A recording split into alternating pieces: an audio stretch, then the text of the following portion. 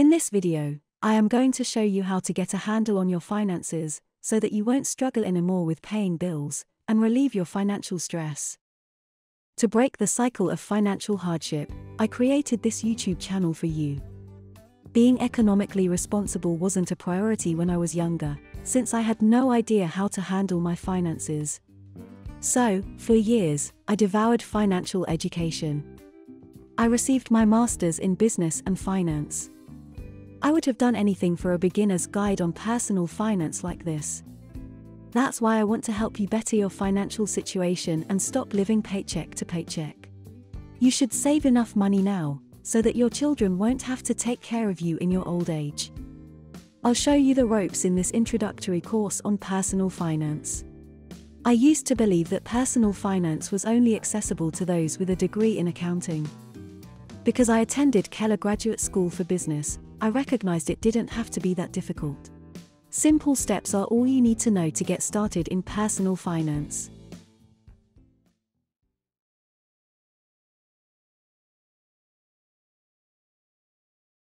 Developing a sound financial foundation is a constant balancing act.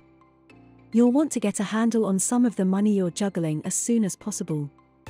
Other goals have an end date in the future, but they may need to be started earlier rather than later. A good place to start is by compiling a comprehensive list of your priorities. With a defined goal in mind, planning a path of action is much easier. Your short and long-term goals can be listed on a spreadsheet or a piece of paper, it's up to you. Just be sure to take some time to think about them. Here is a question for you: what kind of financial situation would make you happy? That's what a financial strategy is all about, giving you the tools you need to feel safe and comfortable, so you can get on with life instead of stressing out about money. The following short-term objectives should be accomplished within the next year or two. Number 1. Prepare for a financial emergency by setting up 3 months' worth of living costs in a savings account. Number 2. Do not use your credit card for something you cannot afford to pay back in full each month. Number 3. Make a spending plan, and stick to it. Number 4. Resolve any outstanding credit card debts. Long-term objectives are to put at least 10% of your annual pay into your retirement fund, reserve money for a down payment on a house, and save money in a tax-advantaged 529 plan for a child's education.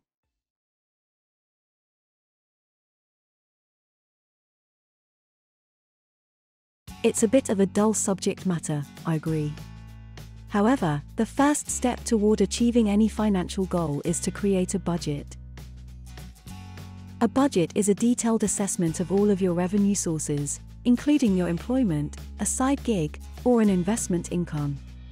Having a budget is essential because it allows you to monitor where your money is going, and, if necessary, make adjustments to ensure that you stay on track toward your goals. The famous 50-30-20 budgeting model may be used to examine your existing cash flow. The idea here is to spend 50% of your after-tax income on necessities, such as rent or mortgage, food, vehicle payments, and the like. The other 30% is spent on wants, like a cell phone, streaming service plans, or dining out. The remaining 20% of your income should go into savings, whether it's for an emergency fund, retirement, or a down payment on a home or a new automobile. Although it divides spending and saving differently, the 60% solution emphasizes the need to save for the long term.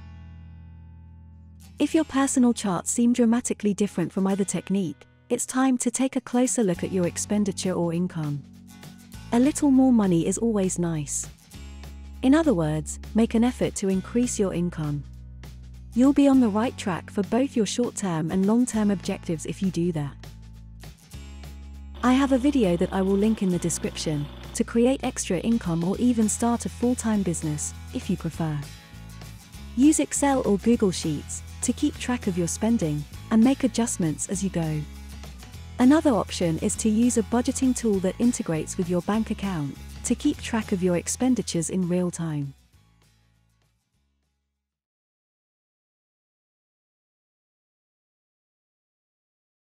For most of us, having an emergency fund is a no-brainer. It's the ultimate money stress reliever, since it gives us something to fall back on in case of an unexpected financial setback, whether it's a job layoff, a scan on an arm you injured, or a new auto part. Is it possible to establish a safety net? There's no shortage of people who are stressed around you. Most Americans don't have enough money saved to handle a $1,000 emergency expenditure. It's unlikely that even $1,000 will suffice. The average for financial emergencies for a year is around $3,000 to $3,500. An excellent place to start, when putting up an emergency fund, is by deciding how much security you want to provide for yourself, in the event of an emergency. An emergency fund of at least 3 months' worth of costs is a good rule of thumb. 6 months would be preferable. The key here is to set up a monthly automatic deposit into your emergency fund. To accomplish this, create a separate savings account designated as your emergency fund, at a bank or credit union. Don't put it in your regular checking account. The temptation to spend it is too great. In general, online savings banks offer the best rates. You may automate a deposit from your checking account into a high-yield online savings account. Refuse the debit card offered by your online bank to reduce your spending even further.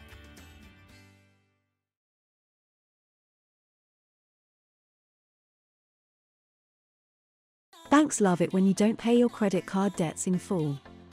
While banks typically pay depositors less than 1% interest on savings accounts, the average interest rate they charge credit card users with unpaid debt is approaching 17%. Eliminating credit card debt is one of the best ways to establish financial stability, because of the average 17% interest rate levied on delinquent credit card balances. If you have a good credit score, check if you qualify for a balance transfer deal to a new credit card that waives interest payments for a specific amount of time. Without paying any interest for at least a year or more, you have time to make a significant dent in your debt, without interest accruing. If debt consolidation or a credit card balance transfer isn't an option for you, you might want to look into these 2 more common methods of debt relief. The avalanche strategy is the most financially viable option.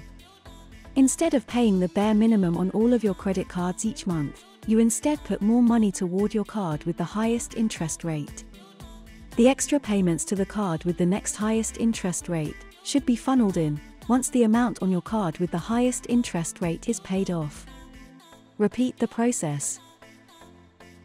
Not sure where to find the extra cash you need to pay on your highest interest credit card? It's time to take a look at that budget you've been keeping track of. You may remove a single item entirely, or use several of your expenses to find some clever ways to save money each month. Snowballing is a technique in which you pay off your lowest outstanding bill first, and then move on to your larger ones. To get the most out of this payback strategy, focus on the card with the smallest balance, and you'll pay it off sooner. If you need a little more encouragement, seeing your credit card debt drop to 0 might be a great motivator. On the other hand, the avalanche system will save you money.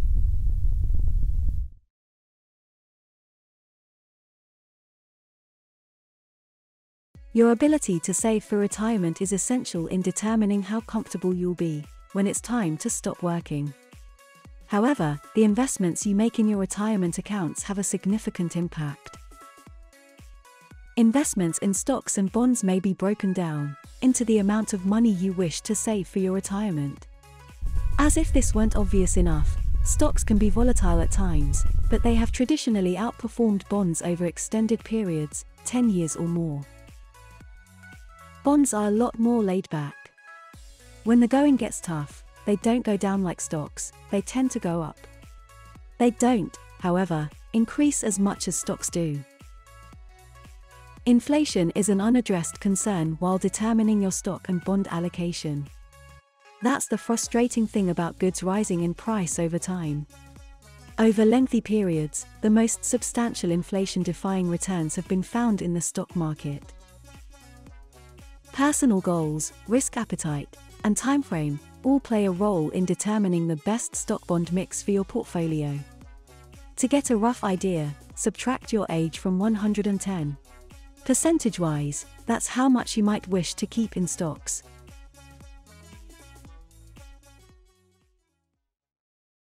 Hopefully, you have found some value in this video, and it will help you along the way to financial success. Please share this video with your friends, and if you haven't already, subscribe to the channel and hit the like button.